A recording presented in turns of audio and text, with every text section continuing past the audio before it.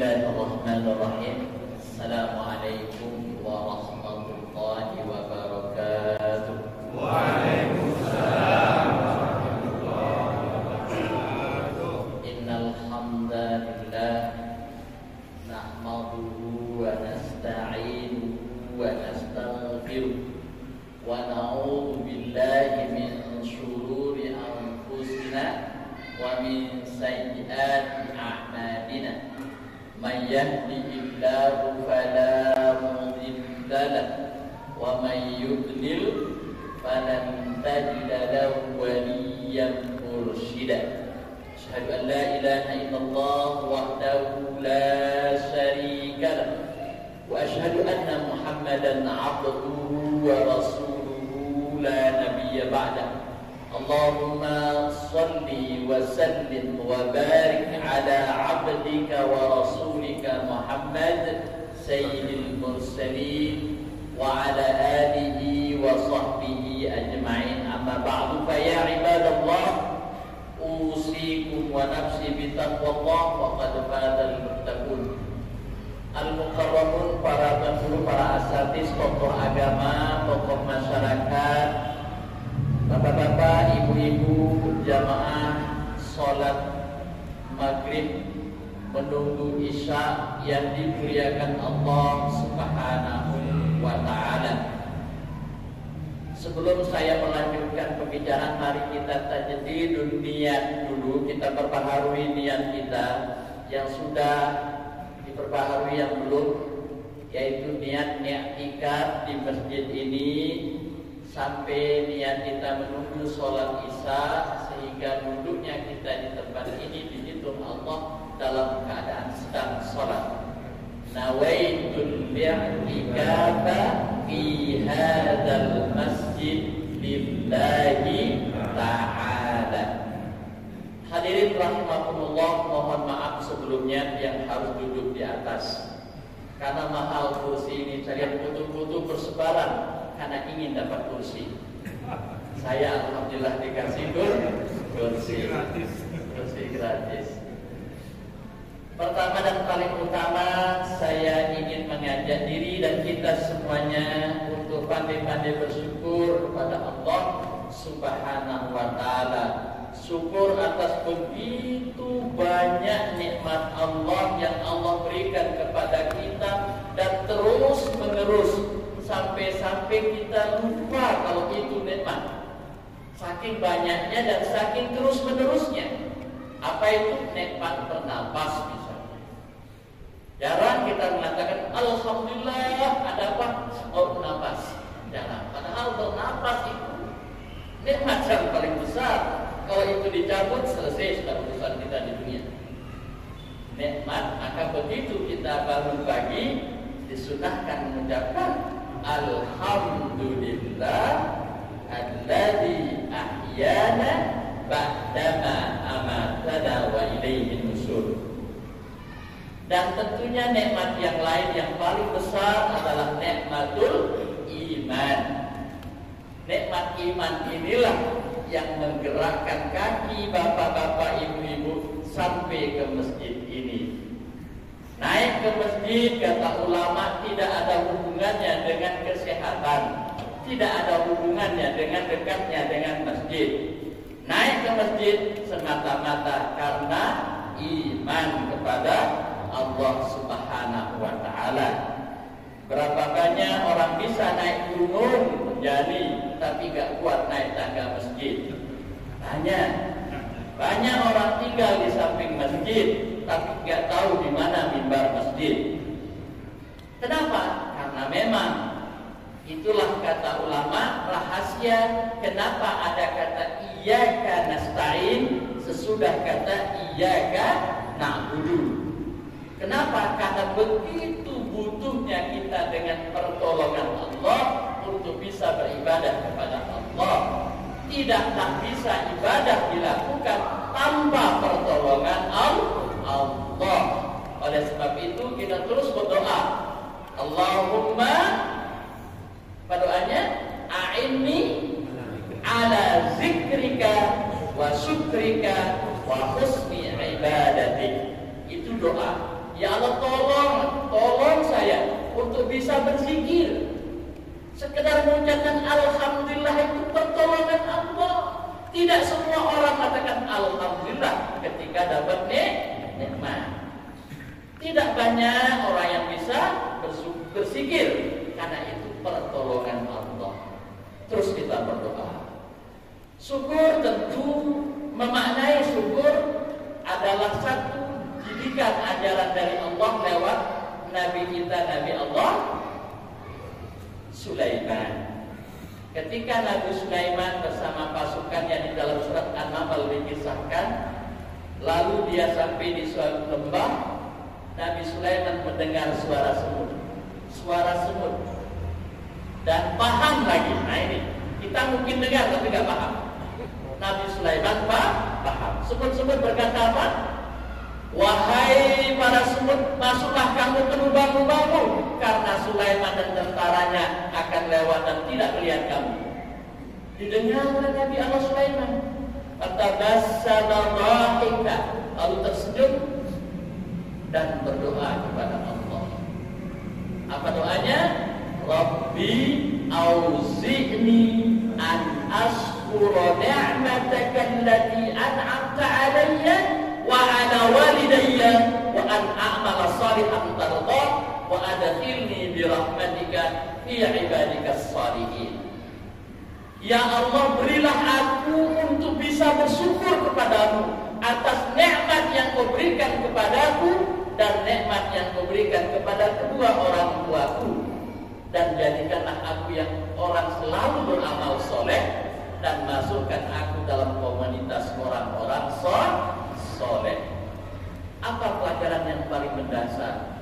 Begitu seorang nabi, seorang raja diraja, kerajaannya melewati manusia, jin dan binatang. Kalau Jokowi sekedar Indonesia, itu pun besok turun. Tapi Nabi Allah Sulaiman begitu hanya mendengar semut berbicara, dia bersyukur. Ini pelajaran yang paling penting. Dan dia mengajarkan kita syukur itu harus dengan amal soleh dan selalu berusaha bersama komunitas orang-orang soleh. Di manakah komunitas orang soleh itu? Sekarang tidak ada kecuali di masjid.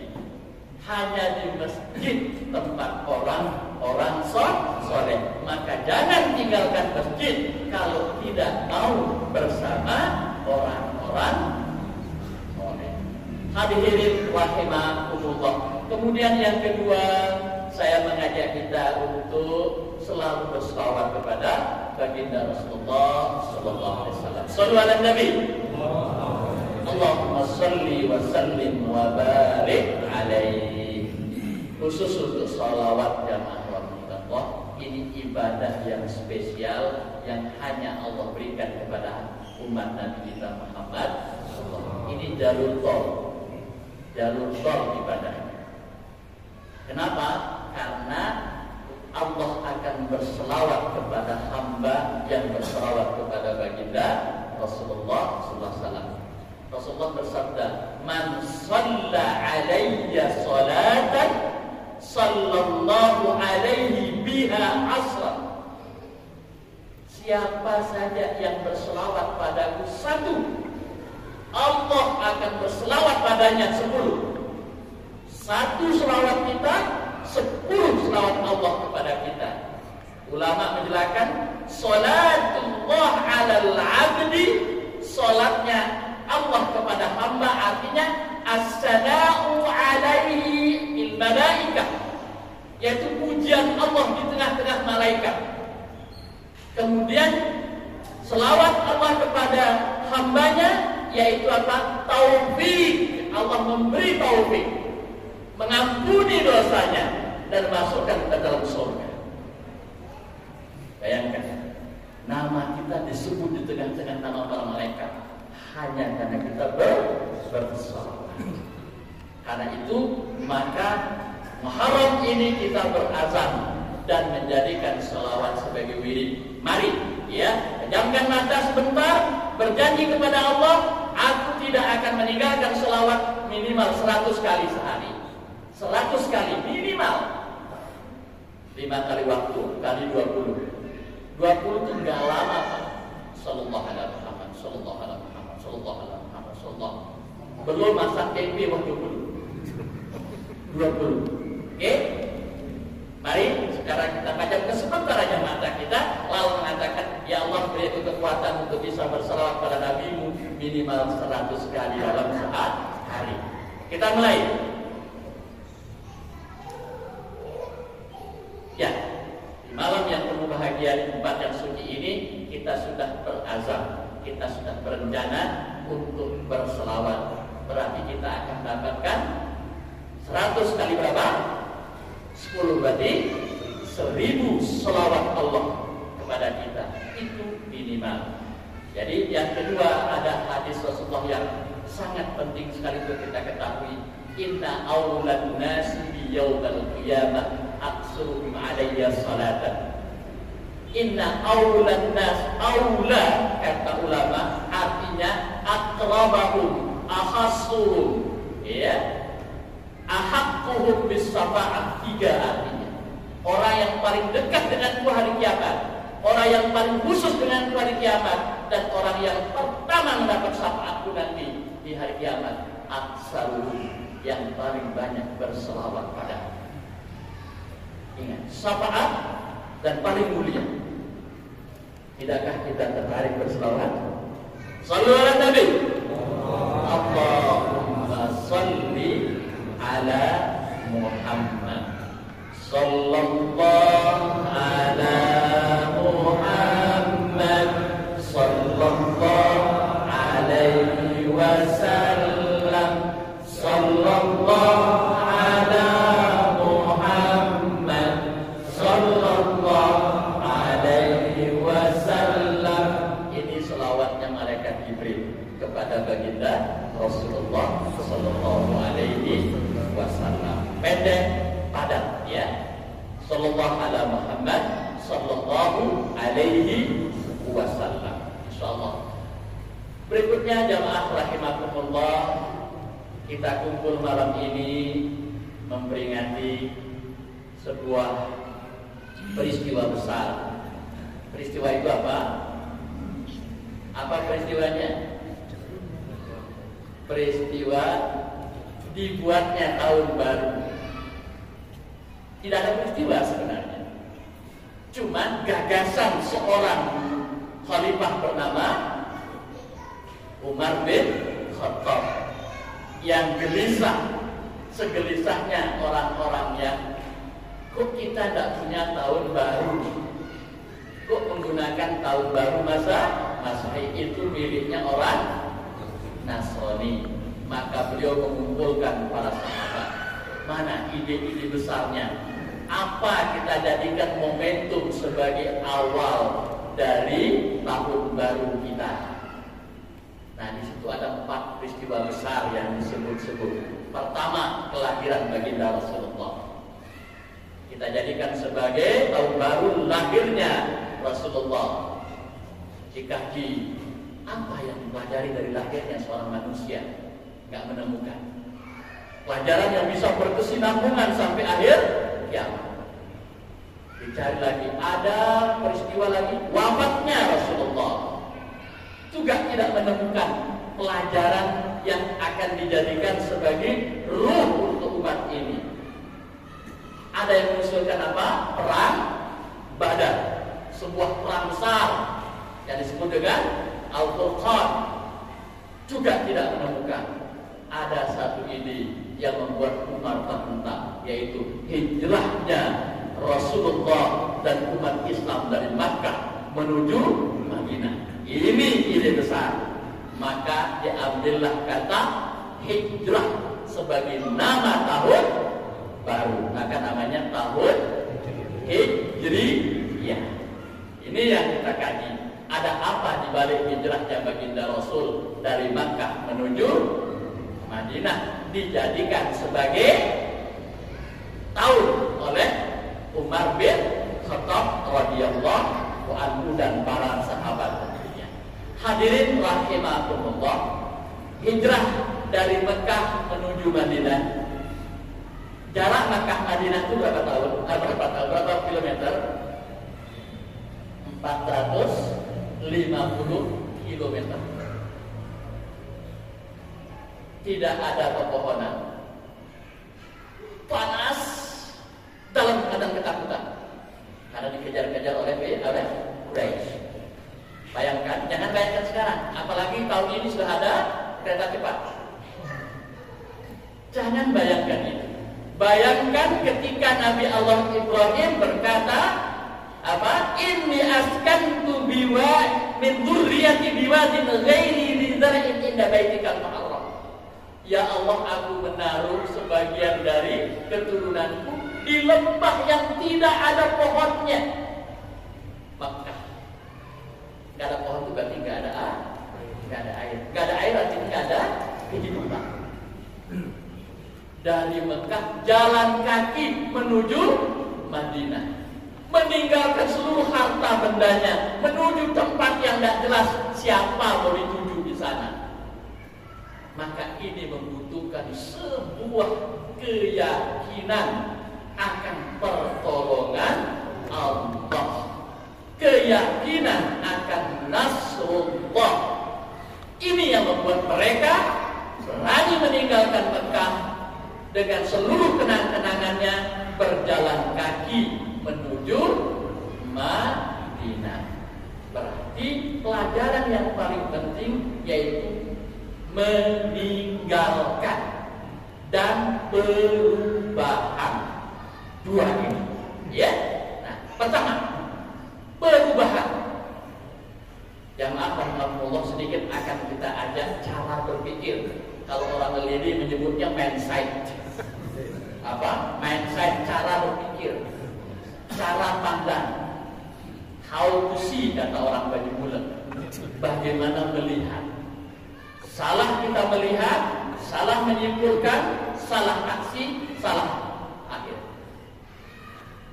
Kita pandang orang datang, jangan brutal. Langsung sikap kita sebut kepek. Padahal dia datang membawa kabar gembira bahwa utang kita dibantai.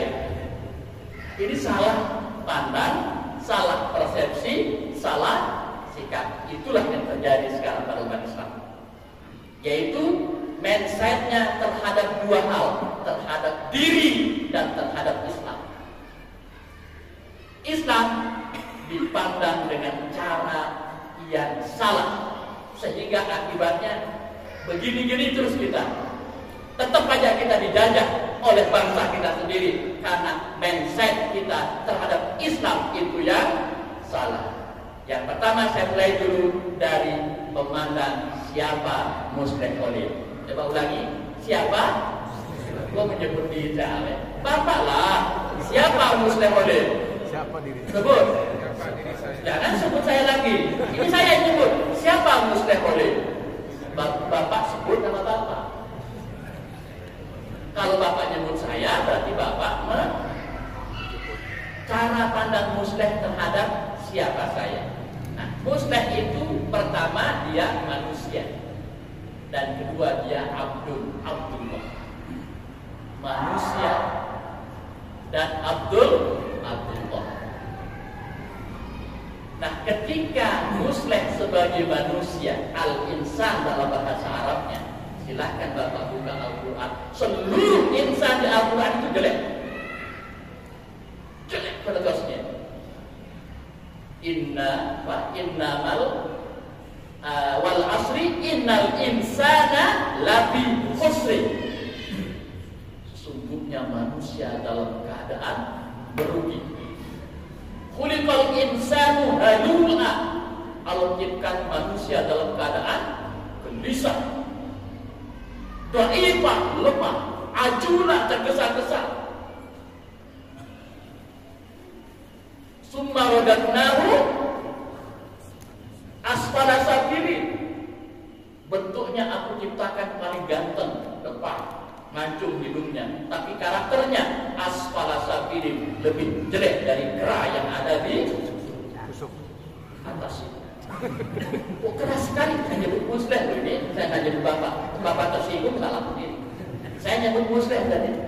Ya kan? Lebih. Kenapa? Karena manusia. Nah, lalu semuanya manusia ini berubah menjadi mulia karena abdunnya. Illal ladzina amanu wa 'amilus shalihat wa tawassaw bil haqqi wa tawassaw bis sabr. Itu abdun. Itu abdun. Hamba Allah. Abdullah. Abd. Mudhaf Allah. Mudhafun ilaih.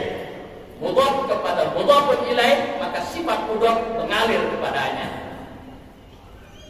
Jadi ketika kita Abdullah, maka kita hamba Allah. Sifat-sifat Allah mengalir, Ar-Rahmannya, Ar-Rahimnya. Kalau Abdullah. Nah, sekarang hadirin rahmatullah, ketika persepsi kita memandang bahwa saya Abdullah, maka berperanlah sebagai hamba. Ketika kita mengatakan saya manusia, maka Anda menjadi penguasa untuk diri Anda, dan itu bahaya. Kata Rasulullah dalam doanya, Ya Hayyu Ya Qayyum, Allahumma aslih li sa'ni kullah wa la takilni ila nafsi tarfata ainin. Wahai Zat yang Maha Hidup, perbaikilah keadaanku seluruhnya. Jangan biarkan diriku diatur oleh diriku sendiri, walau ala sekejap mata. Maksudnya kemanusiaan tadi. Kita tetap mau diatur oleh Allah. Artinya kita mau ingin menjadi Abdullah, bukan Abdus Syaitan, bukan Abdul Dinar, bukan abad-abad yang lain. Terlalu serius ya? Terlalu serius. Ini katanya mau hijrah. Hijrah cara pandang. Nah, ketika kita hijrah cara pandang ini, maka pertama bagaimana kita memandang diri. Nah, begitu kita memandang diri sebagai abdun, maka sudah konsepnya jelas. Abdun itu sudah ada dari bangun pagi sampai tidur lagi, sudah jelas. Sepakat bahwa kita ini siapa? Abdullah. Nah, mulai sekarang siapa kita ini? Abdullah. Abdullah sebagai seorang suami, Abdullah sebagai seorang istri, Abdullah sebagai seorang guru, Abdullah sebagai seorang pejabat, Abdullah sebagai semuanya Abdullah. Artinya apa?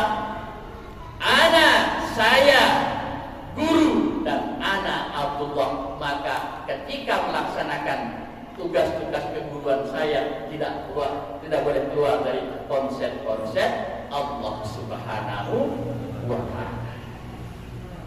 Minum sedikit, oke? Saya selalu.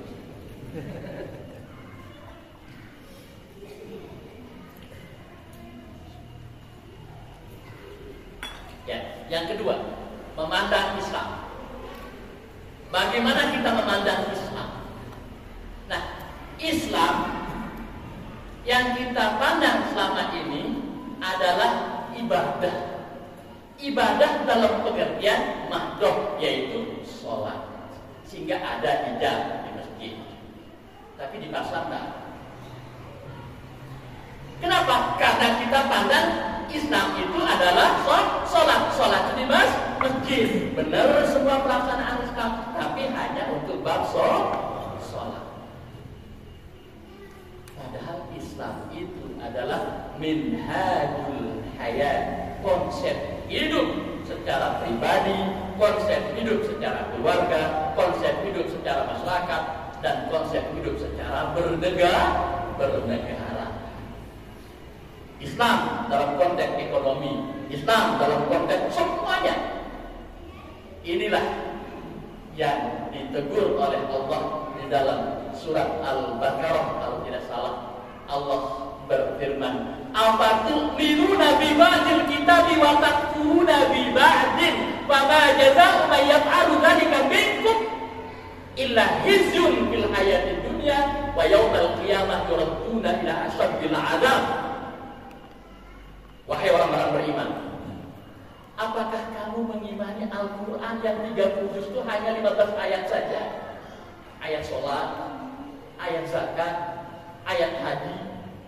Sementara ayat-ayat ekonomi tidak kau imani, ayat-ayat politik tidak kau imani, ayat-ayat berbang tidak kau imani. Kau biarkan diatur oleh orang-orang yang tidak dengan konsep Islam. Ekonomimu penuh riba, ekonomimu tidak lagi Islam. Kalau itu yang kau lakukan, kata Allah, hizyun fid dunya, di dunia kamu hina, di akhirat kamu akan diazab dengan azab yang besar. Juz'iyatul faham, parsialitas pemahaman kita dengan Islam. Halo jamaah, ayo jamaah, khusyuk kita sholat, tapi kita tidak khusyuk berekonomi, tidak khusyuk berpolitik, tidak khusyuk dengan yang lainnya. Padahal hidup itu 24 jam. Oleh sebab itu, maka pemahaman ibadah kita harus kita hijrahkan. Apa ibadah itu? Ini supaya mindset kita tentang ibadah itu benar, dan kita abdul di rumah, abdul di masjid, Abdullah di masjid, Abdullah di rumah, Abdullah di pasar, dan di mana-mana kita Abdullah. Nah, ada satu definisi ibadah yang menjelaskan tentang kelengkapan tadi. Ibnu Taimiyah dalam dikutip oleh As-Sa'di dalam tafsir As-Sa'dinya menjelaskan tentang iyyaka na'budu. Di faedah yang ketiga beliau berkata, al-ibadatu hiya ismun jami'un li kulli ma yuhibbuhu Allah wa yardahu minal aqwali wal af'al, minal af'ali wal aqwali zahirah wal batinah. Yang disebut dengan ibadah itu adalah seluruh perbuatan manusia, seluruh perkataan manusia, tentunya manusia yang beriman, yang di dalamnya ada cinta dan ridho Allah, baik berupa yang kelihatan ataupun yang tidak kelihatan. Itu ibadah. Begitu luas sekali. Mohon maaf, pelumpuh buang air besar itu ibadah. Maka caranya untuk ibadah itu ada dua, kata ulama. Caranya sesuai dengan tuntunan Rasulullah, dan tujuannya hanya karena Allah, maka dia bernilai ibadah. Halo jamaah. Jadi ibadah itu apa? Ibadah itu adalah perbuatan, perkataan yang dicintai dan diridhoi Allah. Sehingga sampai sedikit kita agak di pondok, saya tanya, apakah sholat itu ibadah? Belum tentu. Bisa ya, bisa tidak. Dia akan menjadi ibadah kalau dicintai dan diridhoi Allah. Lo ngapain sholat zuhur? Kok jam 9? Berarti bukan ibadah. Kenapa? Karena caranya tidak sesuai dengan tuntunan Rasulullah. Sholat zuhur itu ada waktunya. Ini contoh kecil saja. Ya. Mengasih uang kepada orang, sedekah katanya ibadah bukan? Bisa iya, bisa tidak. Kalau ibadah sedekah ataupun minta kasih uang, tapi justru mendatangkan murka Allah, bukan ibadah. La tubtilu shadaqatikum bil manni wal adha. Jangan kau batalkan pahala sedekahmu dengan caci makian dan memberi sakit kepada yang menerima. Itu artinya bingkainya jelas. Apa bingkainya? Cinta dan ridha Allah Subhanahu wa ta'ala. Ini mindset kita. Kita rubah. Dan beginilah para sahabat dulu memahami Islam. Sehingga Islam itu selama 700 tahun menjadi agama pemimpin dunia. kita hijrah. Yaitu hijrah apa? Hijrah cara memahami Islam, khusus dengan pribadi kita tadi. Saya ulangi, memahami Islam dengan konsep yang kafah. Allah berfirman, udkhulu fis-silmi kafah. Terjemahan bebasnya, berislamlah kamu secara totalitas dan sempurna. Sempurna dalam statusmu sebagai seorang hamba, insya Allah. Cukup saya? Cukup. Nah ini satu. Jadi pahami dulu kata-kata hijrah. Nah, kenapa jamaah rahimahumullah? Lalu untuk dasar ini semuanya apa? Satu, tidak bisa kecuali dengan ilmu. Allahu Akbar, Allahu Akbar. Dari Islam dalam pemahaman yang tadi. Nah, maka dikatakan dalam taklimul muta'allim ada ilmu hal yang wajib dipelajari, itu namanya ilmu hal. Apa itu ilmu hal? Ilmu yang kita sedang ada di posisi itu. Maka para yang gambar-gambarnya terpasang itu harus mulai belajar fiqhus siyasah al-islamiyah. Harus mulai belajar. Yang anak-anak muda yang mau menikah harus mulai belajar fiqhul munakahat, fikih pernikahan. Yang berniat untuk berekonomi harus mulai belajar fiqhul buyut. Nah, bagi yang tidak, karena dia itu apa? Ilmu hal. Yang dipikirkan hanya bagaimana menangnya. Itulah bahayanya. Anak muda menikah, yang dilihat calonnya cantik, selesai. Masya Allah, musibah. Seorang tua lagi-lagi. Nah, mau menikah, siapa calonmu? Ganteng, sugih, bungkus. Ya Rahman, hanya sugihnya dan gantengnya.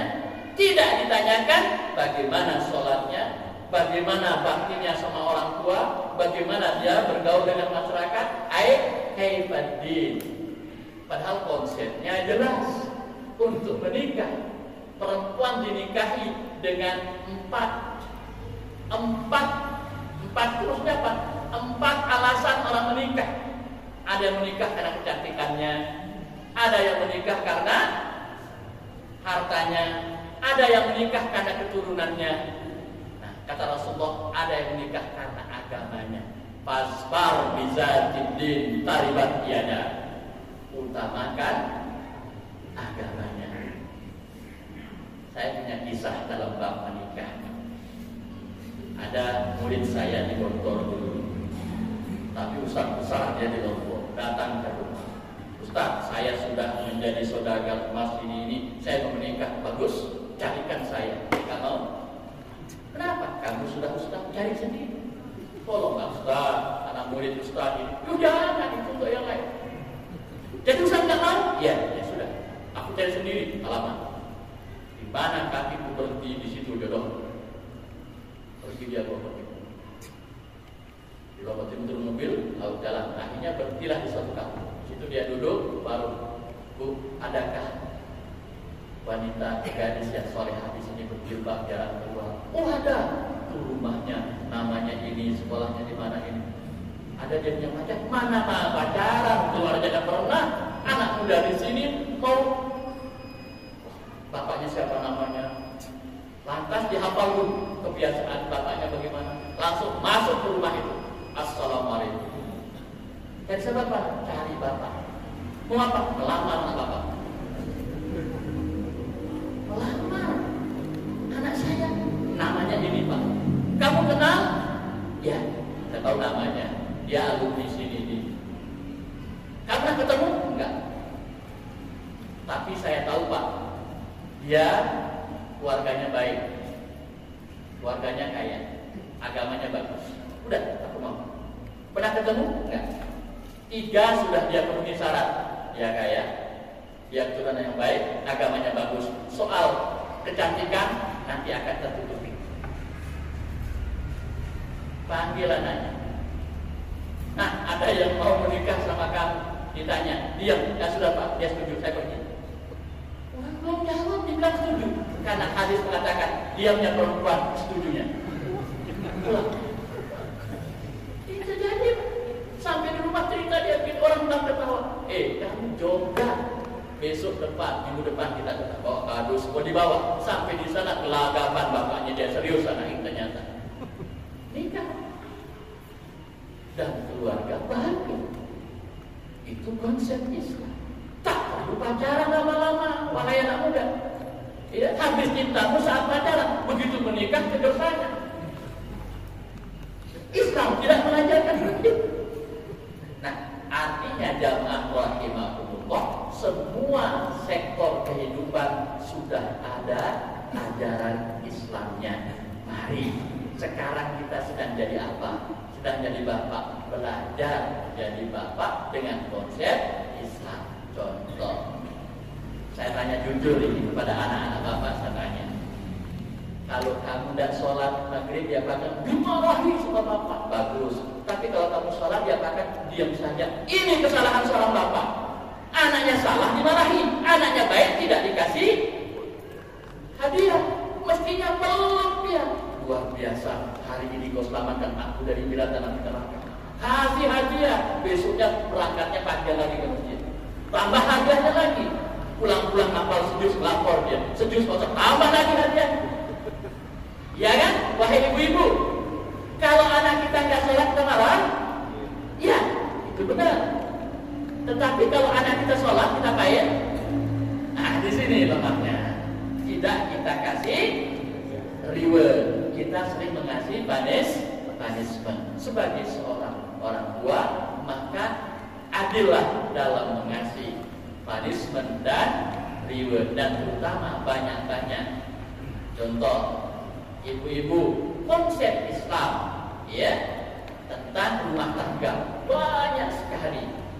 Saya pernah menyampaikan dalam sebuah acara, ada seorang ibu melapor kepada saya, Pak Ustaz, anak saya sangat ribet dan jatuh. Terus mau saya marahi, dan sudah saya marahi. Bagaimana? Bayangkan kita masuk kantor pagi dia harus begini-begini. Terus ibu marahi anaknya. Oke. Itu di kantor pernah ibu marahi bapak kepala kantornya? Ya enggak mungkin. Tapi pernah kau marah sama bapak? Pernah. Kenapa kau enggak marah? Karena takut jabatan, takut ini. Kenapa ketika kau marah sama anak enggak takut kalau anakmu durhaka besok? Kalau saya marahi, besok dia begini dan bayangan neraka. Kita takut sama kepala kantor, enggak takut sama anak. Akibat dari marahnya kita, anak kita jadi nakal, anak kita jadi berat. Halo jamaah, pada suatu hari baginda Rasulullah SAW bertemu dengan seorang ibu yang sedang menggendong anaknya. Lalu anak itu diambil oleh baginda Rasul dengan pakai jubah seperti ini putih. Ibunya senang sekali anaknya digendong baginda Rasul. Kencing dia, kencing di jubahnya baginda Rasul. Karena rasa malu direbutnya anak itu sambil marah. Apa kata baginda Rasul? Wahai ibu, kencing anak ibu di baju ini sekali cuci selesai hilang. Tapi sakit yang ibu tanamkan pada hati anak karena sikapnya ibu itu tidak akan hilang bertahun-tahun. Maka kita belum belajar menjadi abdul sebagai seorang ibu. Kita belum Abdullah sebagai seorang ayah. Halo jemaah. Tapi kan bukan kepe, bukan hanya kepe, Abdullah. Begitu kita menjadi seorang ibu, kata ulama, al-ummu madrasatun idza a'datta syaban thayyibal akhlaq. Ibu itu lembaga pendidikan. Bila kau siapkan dari awal, berarti kau telah menyiapkan generasi-generasi yang baik. Hadirin rahimahumullah. Artinya dengan pelajaran dari hijrah ini, mari kita hijrah cara hidup, hijrah cara memandang Islam. Oke, karena kita bukan pejabat, mari perbaiki kita sebagai suami sekarang. Sisa umur kita ini kita menjadi suami yang baik, yang mudah senyum dan tidak mahal untuk memuji istri. Istri itu yang paling dia cari apa? Pujian suami. Ajung senina de bahasa dengan banyak mulut. Ya, jadi begitu kita makan. Saya sudah makan di beberapa restoran, tapi kenapa di sini baru saya menemukan langsung kesem-sem. Padahal yang baik. Tapi emang itu, dan itu diajarkan oleh baginda Rasulullah SAW. Begitu juga seorang istri, wahai ibu-ibu, suami itu butuh pengakuan, diakui sebagai laki-laki. Harga ini yang tidak pernah ketemu. Kenapa cerai? Salahnya dua-duanya. Ego antara suami dan ego antara istri. Kenapa? Karena dia tidak Abdullah sebagai suami, tidak Abdullah sebagai istri. Siapa dia? Abdul Syaitan, Abdul Nafas. Istri Abdul Nafas, mengikuti ego nafsunya. Suami Abdul Nafas. Maka nafas ketemu nafas, perang. Apa? Perang ego. Itulah yang terjadi. Hadirin rahimahullah. Hijrah kita sekarang, Abdul sebagai pribadi, mari kita lihat. Ya, apa yang kita kerjakan kok hasilnya tidak optimal, maka jawabannya berarti keabduan kita perlu dipertanyakan. Karena Allah sudah berjanji dan Allah tidak ingkar janji. Apa janji Allah? Man yattaqillah yaj'al lahu makhrajan wa yarzuqhu min haitsu la yahtasib. Barang siapa yang bertakwa kepada Allah, Allah akan bukakan jalan dari problematika kehidupannya dan Allah beri rezeki dari arah yang dia tidak sangka-sangka. Saya sudah rajin sholat. Tar dulu, kamu sholat takwa dalam hal sholat, tapi Pak, dalam bisnis bagaimana? Belum kamu bertakwa, makanya rugi-rugi terus. Jadi sekali lagi, yang disebut dengan takwa di semua lini kehidupan yang sedang kita tekuni, insya Allah pasti Allah pasti akan bukakan jalan. Saya punya pesantren. Ada beberapa tuan guru datang ke rumah minta donatur. Pak Ustaz bagi donaturnya. Kenapa dibagikan? Kita semua yang punya. Siapa? Allah. Siapa donaturnya? Allah. Dari mana? Uangnya Allah. Caranya bagaimana? Allah. Ya, artinya apa? Jalankan pendidikan. Ya, saya pernah hadir di sebuah majelis ngobrol-ngobrol. Itu menunggu anak yang sedang ujian di Gontol. Sedang ujian, kita lagi tegang-tegangnya. Anak kita sedang dites. Duduk di samping saya seorang pakai baju kaos. Pak, kenalan dari mana? Dari Malang. Apa kerjaan bisnis? Bisnis garment, kecil-kecilan. Berapa omsetnya? Ya, cuma 10 miliar. Wow, kecil. Saya pimpinan pesantren. Wah, kaget dia. Bisa jadi pimpinan. Dia kaget dengan saya pimpinan, saya kaget dengan dia bisnis. Pak, ajari saya bisnis. Pak, ajari saya ilmu. Ilmu agama Pak, soal agama saya sudah baca, ilmu bisnis. Langsung saya diajari untuk menjadi pebisnis dari tukang bakso ya. Langsung saya ingat bakso, oke, bakso. Tentukan rasa bakso harus beda sama yang lain. Tes bahasa Arab, Inggrisnya rasa. Teruslah kedua tidak cukup. Bagaimana pelayanannya harus orangnya yang lain cantik, senyum, ramah. Belum cukup. Please tempatnya harus indah, jangan yang bau-bau pandangannya. Bila tiga ini tesnya bagus, serve-nya bagus, please-nya indah, price harga tidak usah disebut, orang akan beli. Langsung tek Al-Wahidin sebagai produk. Tesnya apa? Rasa Al-Wahidin itu apa? Cari dirasa terjemahannya. Pelayanannya berubah cara melayani orang, menyambut orang, berubah. Polisnya berubah, kamar mandinya bikin harum, wah semuanya. Lalu diam saja, datang orang akan berubah. Itu yang disebut dengan maniyattaqillah dalam hal dunia pendidikan. Ini sekolahnya tak maju-maju, la yamut, la yahya wa la yamut. Apa artinya? La yahya wa la yamut. La yamut wa la yahya. Tidak bermutu karena kurang biaya. La yang bermutu tidak bermutu. Wa la yahya kurang biaya. Kenapa? Karena tidak bertakwa kepada Allah. Dikiranya takwa itu tahajud, sholat, zikir. Iya, tapi dalam konteks pendidikan, kualitas pendidikan, manajemen pendidikan, keterbukaan, itu semuanya adalah takwa dalam pengertian pendidikan. Anak disuruh tahajud, tapi sampah berteriakan. Begitu orang datang, jijik gak jadi mondok. Dan itu yang terjadi di pondok saya. Sebelumnya, kamar mandinya gak beres. Kenapa? Gak jadi mondok. Wah, ini masalah. Berarti tidak takwa dalam bab perwisian. Iya, Pak ya. Kan harus begitu. Kita harus jujur.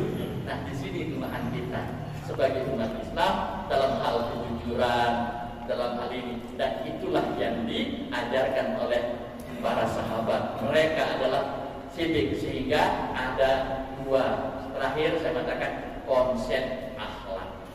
Tadi sekarang konsep akhlak. Ketika bicara akhlak yang terbayang bagi kita apa? Sabar, sidik, tabih, itu benar. Tapi dia akhlak dalam bahasa modern disebut apa? Karakter. Karakter Islam itu seperti apa? Dibagi dua. Karakter yang disebut dengan karakter moral dan karakter kinerja. Orangnya jujur, tapi malas. Tidak akan berhasil. Orangnya ikhlas, tapi culas. Gak bisa. Dan itu yang terjadi umat Islam banyaknya. Orang tidak percaya lagi. Begitu laris, turun mutunya. Berubah dari yang pertama. Kualitas. Padahal konsep Islam dalam Al-Quran jual beli. Innallaha ashtara minal mu'minin. Allah beli, menggunakan kata beli, air bisnis, karena hanya orang bisnis yang berkarakter. Salah karakternya tidak laku barangnya. Jadi sekali lagi, karakter umat Islam itu harus apa? Kerja keras, jelas. Kerja tuntas, tidak boleh setengah-setengah. Dan kerja cerdas, tidak boleh menyerah, pantang mundur. Itu karakter-karakter yang diajarkan oleh para sahabat sehingga dia bisa meninggalkan Mekah menuju Madinah. Setelah di Madinah, mereka ditarbiyah menjadi pemimpin dunia. Pemimpin dunia. Menyebar kemana-mana. Ke Mesir, Amr bin As jadi gubernur di sana. Itu pernah disampaikan baginda Rasulullah kepada pamannya bernama Abu Jahal. Abu Jahal itu manusia gila pangkat, Pak. Gila jabatan. Dipanggil sama Rasulullah. Wahai paman, maukah paman menjadi pemimpin dunia? Mau. Ini yang cari-cari. Aku ajari bapak 2 kalimat saja. Bapak akan jadi pemimpin dunia. Jangankan 2 anak, 100 pun oke. Tidak usah 2 saja. Apa itu? La ilaha illallah Muhammadur Rasulullah. Merah wajah. Apa kata dia?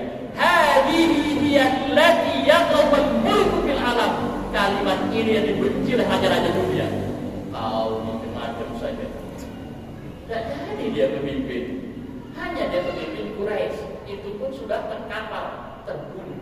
Coba kalau dia masuk Islam seperti Umar, pemimpin dunia. La ilaha illallah Muhammadur Rasulullah. Dan pemimpin dunia itu berkarakter yang disebut karakter kerja keras. Itu ajaran Islam, bukan ajaran orang. Tapi sekarang mereka yang pegang. Kemudian kerja tuntas, jangan setengah-setengah. Di sampingnya ada yang disebut dengan akhlak moral tadi, sidik, amanah. Bila ini disatukan, keber sudah kailku menjadi pemimpin dunia. Makanya slogan saja ya. Hari. Halo jamaah. Sekali lagi, ini ingin saya sampaikan. Jadi karakter itu kita mulai dari kita sebagai seorang suami, sebagai seorang istri, sebagai seorang anak, berkarakter, karakter moral dan karakter kinerja. Dimanapun kita sedang berada, maka apapun yang kita pegang pasti akan berhasil, karena itu janji Allah Subhanahu wa Ta'ala. Hadirin rahimakumullah, sedikit terakhir tentang karakter. Pada waktu saya baru-baru menjadi dokter mengabdi di Nurul Hakim, diundang ceramah di kampus Unra, Fakultas Pertanian, para dokter di sini. Saya bingung apa yang saya sampaikan. Akhirnya saya sampaikan apa? The power of the army. Pelajaran besar dari buang air. Saya bilang, ayo Ustaz, ya Habib bahas. Saya bahas. Mari pelajari. Berapa karakter orang sedang berak? Ada 4, 5. Kerja keras, nggak ada setengah-setengah. Ya kan? Kedua, tuntas. Dan mungkin setengah-setengah. Oh, untuk besok mana? Nggak ada. Keluarkan semua. Dan yakin besok ada penggantinya. Ya Pak ya? Itu karakter. Dan tersembunyi. Nggak pernah pamer. Karena wajah paling jelek saat itu. Dan sekali lagi, dan yang terpenting lagi, dia merasa senang produknya dipakai orang, mau diapakan orang, dia senang tanpa harus berkata aku yang punya, atau marah ayam yang makannya, pada yang dia inginkan yang lain. Itu. Nah, karakter itu ternyata karakter orang ikhlas. Jadi siapakah orang ikhlas itu? Orang yang berkarakter seperti orang BAB. Dan itu kata ulama dahulu. Tokoh ulama mengatakan lamun dengan ikhlas malah dengan. Tapi sedikit dia bilang lamunlah subur dan disebut-sebut imani. Tapi padahal ada karakter yang lain. Gerak cepat. Nggak ada orang BAB sambil berciul-ciul. Kalau mau kemana? Untuk WC. Enggak, gerak cepat. Itu karakter. Wasari'u ila maghfiratin min rabbikum wa jannatin 'arduha samawati wasari, bergegas-gegas. Maghrib di Tanjung, maka asal harus berangkat. Ngebut. Sampai di sini belum datang jamaahnya. Tapi nggak apa-apa, saya sudah berkarakter. Wasari'u. Itu contoh. Jadi karakter-karakter ini yang diajarkan oleh Islam, sehingga Islam menjadi penguasa dunia dalam konteks negara. Tapi dalam konteks pribadi, mari kita pelajari hijrah dari karakter-karakter manusiawi kita menuju karakter Abdullah. Bisa dipahami? Itulah makna hijrah yang kita bisa ambil dari pelajaran ini. Mudah-mudahan kita menjadi hamba yang selalu hijrah dari turut kemanusiaan kita menuju menjadi hamba Abdullah. Wallahu a'lam bishawab. Hanya Allah yang Maha benar. Bila ada kata-kata yang salah, itu khilaf dari saya, mohon dimaafkan. Kalau ada yang tersinggung itu sengaja, memang guru harus menyinggung. Mudah-mudahan dengan tersinggung kita lupa. Oke, saya nggak kenal Bapak. Saya yang dimaksud Pak Ustaz. Betul, Bapak yang saya maksud. Tapi aku tidak kenal Bapak. Berarti ikhlas kan? Sampai di rumah langsung dibungkuskan apa? Ini hadiah untuk kesinggungan. Alhamdulillah. Demikian jemaah Allah, artinya kepada Allah kita beristianah, kepada Allah kita beribadah. Iyyaka na'budu wa iyyaka nasta'in. Aqulu qawli hadza wa astaghfirullah li wa lakum wa lisa'iril muslimin min kulli dhanbin fastaghfiruhu innahu huwal ghafurur rahim. Assalamualaikum warahmatullahi wabarakatuh.